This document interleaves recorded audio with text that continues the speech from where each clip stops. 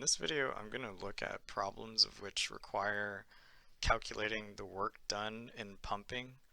So in this picture, we see that we have a cylindrical tank, but some cases we might look at some non-cylindrical tanks.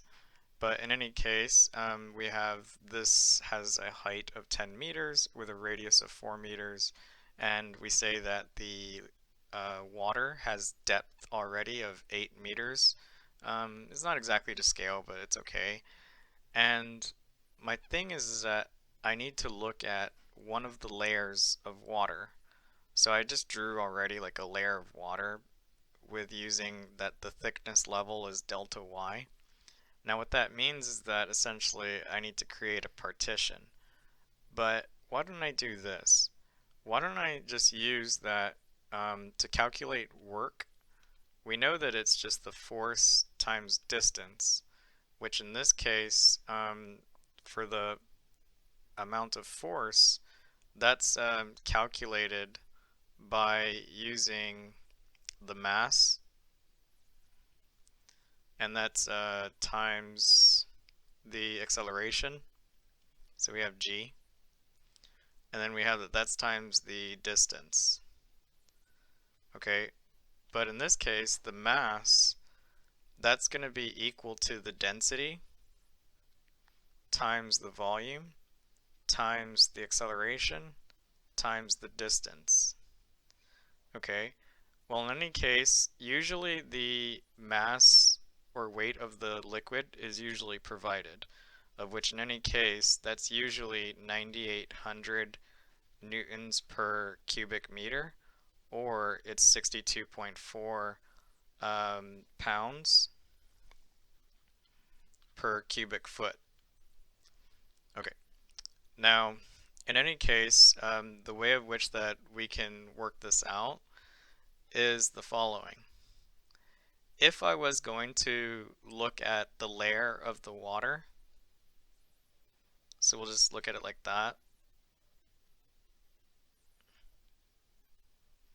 then in any case, I know that I can find the volume of the layer of water by just taking the area of the face and then multiplying that by delta. In this case, that'll be delta y. Now, that just represents the volume, and then I need to multiply this by the density and the acceleration.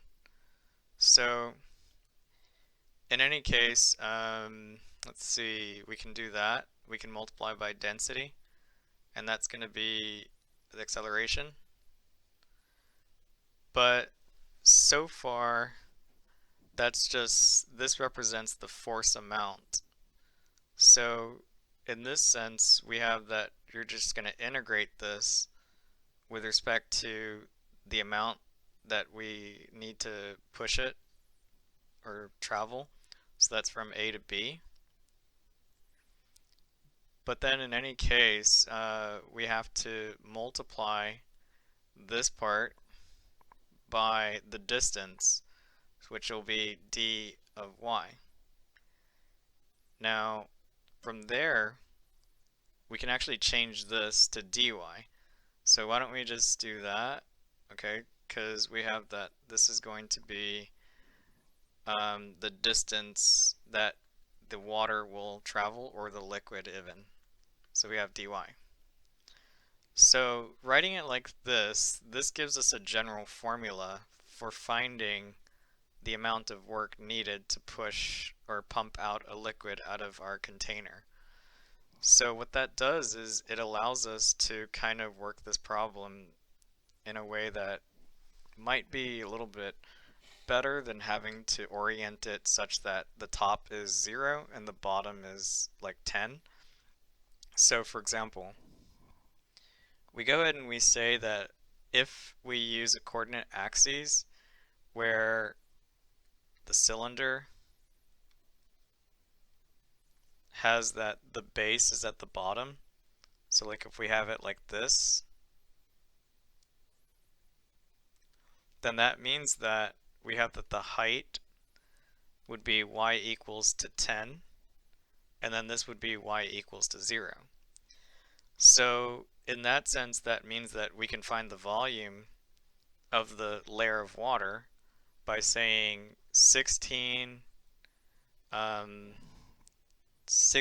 times pi, and then we have to use that's multiplied by the layer, so that's going to be times delta y. So this part represents just the volume. Okay, but then we go ahead and we find the layer and amount of force. So for that, you're basically just going to take the density, or even just the density times the acceleration, of which in that case that's going to give you the weight of the water, which is 9,800. Okay, multiplied by the volume. Okay, so we have we're calculating this part. So that'll be multiplied by 16 pi delta y, of which in any case that gives you 156, 800 pi, and that's going to be delta y. Okay, now from there we just need to get the amount of work for that layer of water that's going to be lifted up. Now here we need to multiply the amount of force times the distance that is to be moved up. So here we go ahead and we look at our model and we see that, if it's already at 8, for example, or even, I don't need to actually draw it like that, but like if we have that it's already at 8, then one way of which that we'll do this is that, okay, well, let's think about it like this. We have that the distance that the water needs to move is 10 minus y.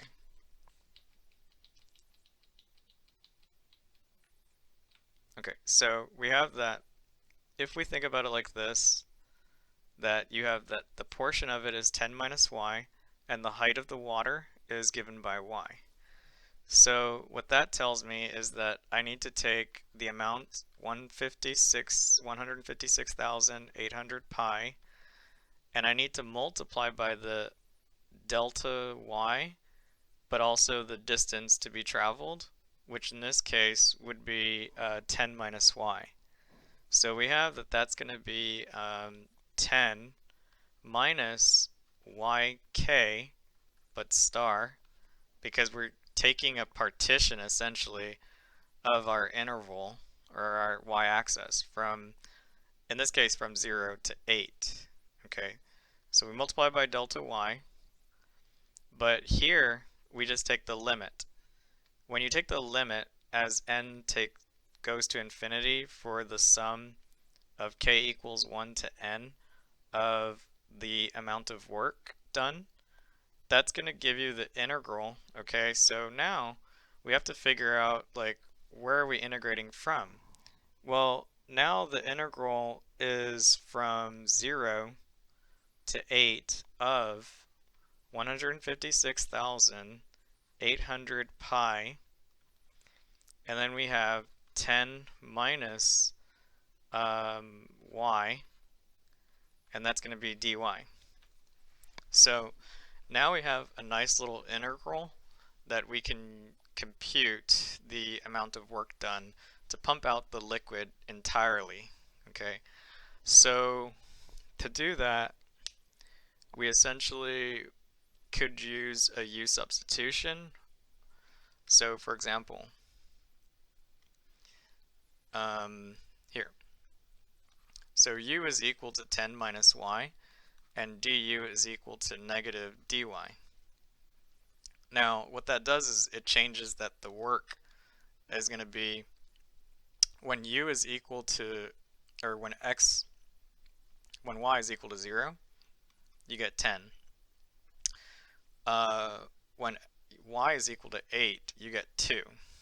But notice that your integral is going to be negative 156,800 pi, and then you have, this will be u du, but then from there you can rewrite this as from 2 to 10 of 156,800 pi, and then that's going to be u du. Now, furthermore, that tells you that you just have to take the antiderivative of this, of which that's going to be 156,800 pi, and then you have u squared divided by 2, and this will be from 2 to 10. Okay, so from there, that tells us that we're just going to evaluate this using the fundamental theorem of calculus. So using the fundamental theorem of calculus, you'll find that this is going to be 7,526,400 pi, and that's going to be joules, right? So when you take the approximation, well, you get that that's going to be 236,448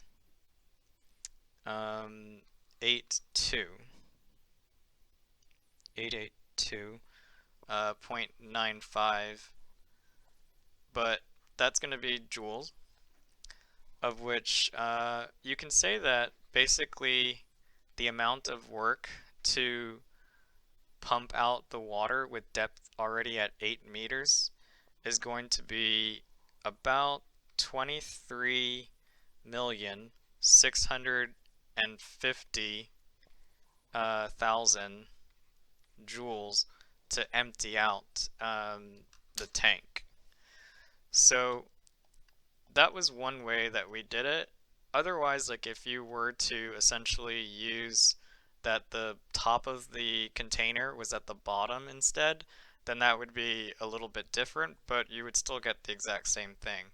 But typically, using this method, that actually requires that the container has that the bottom is the x-axis essentially.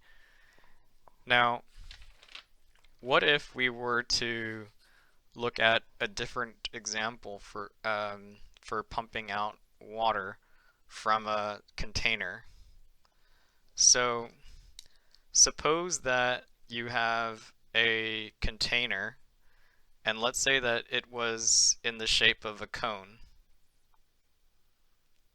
Okay, so a container is in the shape of an inverted cone, of which, let's say, for example, that it had radius of 4. We'll say 4 feet. And we'll say that it has a depth of 12 feet. Now, in any case, we assume that the cone, or that the container, is full initially, but we want to leave it with about 4 feet of water.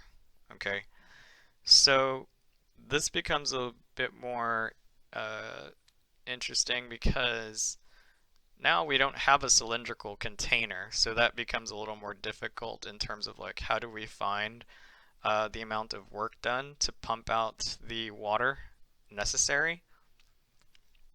So here we just really consider the cross section with respect to the container that goes where the bottom of it is 0. So we have that's going to be 0, and the top of it is 12. So what that tells you is that the volume can be found by the following. So first off, one thing that I need to realize is that the height of the water is given by y, but this remaining part of which the water has to travel is 12 minus y. So what that tells me is that the volume of the kth layer has to be equal to, well, we need to find actually the radius, right? So if I know that this is the height and this is the radius, then I can say that the radius is proportional. Okay, so we have the radius is to y equals to, okay, well, the radius is 4, that's over 12, so the radius is equal to 4/12 y, which equals to 1/3 of y. Now, because we're partitioning the interval, that means that we need to choose a point yk star within the interval yk minus 1 comma yk. Okay, so what that does is it tells us that the volume is equal to pi multiplied by y squared over 9. But that's going to be delta y. And of course you have that that's yk squared technically. So from there we go ahead and we find the force of the kth layer, of which in any case you're going to take the weight of the water as 62.4 pounds per cubic foot, and that's going to be multiplied by yk star, and that's squared, divided by 9 times delta x. Not delta x, delta y. Now, from there, that's just the force amount. So here we can find the work. The work is basically just going to be, okay, so it's going to be 62.4 times yk squared, well, y star k squared, whatever, divided by 9. Now, in this case, we need to figure out, well, how much is the water traveling? Well, we already said that. It's 12 minus the yk star, and that's going to be multiplied by delta y. Now, basically, we have that.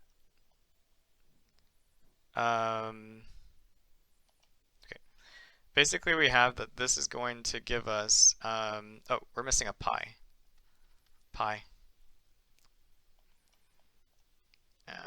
Okay. So that gives us that we can rewrite it as follows. We can rewrite it as 62.4 divided by 9 pi, and then we have y star squared, and then we have 12 minus yk star, and then that's delta y. Okay. Now, the thing is that now we need to integrate. So when we take the limit, we have that the limit as n tends to infinity of the sum of the work from k equals 1 to n, this is equal to the integral.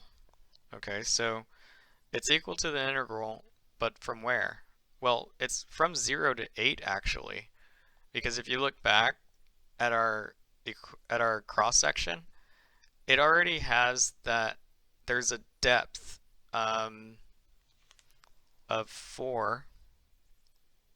Actually, it's not going to be from 4. Sorry. It's going to be from 4 to 12. Yes, because we just need that the water that needs to be emptied out would be from 12 or 4 to 12 actually. Because yeah, you want there to be 4 meters of, you want the depth to be left at 4 meters. So yeah, we're only removing 8 actually. So yeah, sorry. That's going to be 12 and that's going to be 4. Now we have that this will be 62.4 pi divided by 9 times y squared and 12 minus y, and that's going to be dy. Okay, so in any case, we go ahead and we can evaluate this by rewriting it as follows. So you have 62.4 pi divided by 9, integral from 4 to, not 4 to 9, but 4 to 12.